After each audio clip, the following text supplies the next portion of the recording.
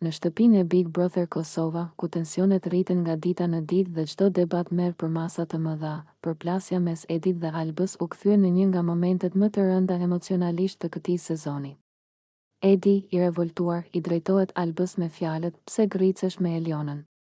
Ti edhe pak merr pensionin, ndërsa Eliona është 18 vjeçe."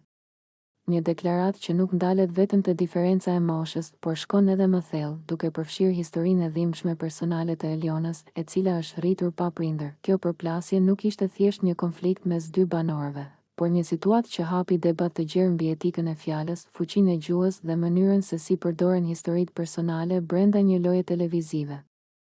Edi, në përpjekje për të mbrojtur Elionën, zgjodhi një formë sulmi që goditi Albën në moshë dhe e paraqiti atë si dikë që po gricet me një vajzë shumë më të re, duke e vendosur në një pozicion moral të gabuar. Nga njëra anë, reagimi i Edit u pa si një akt mbrojtës.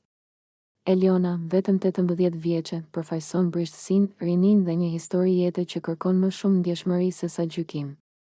Fakti që ajo është rritur pa prindër e bën çdo sulm verbal ndaj saj edhe më të rëndë, sepse prek plagë që nuk janë zgjedhje, por fat.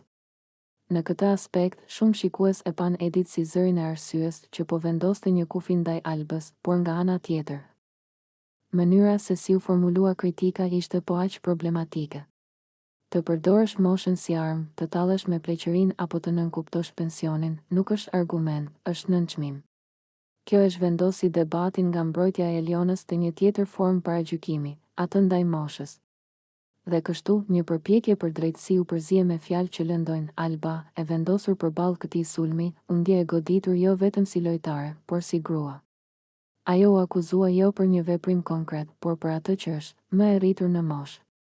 Ky moment tregoi edhe një herë se në Big Brother Kosova, debatet shpesh kalojnë nga sjellja e identitetit perso.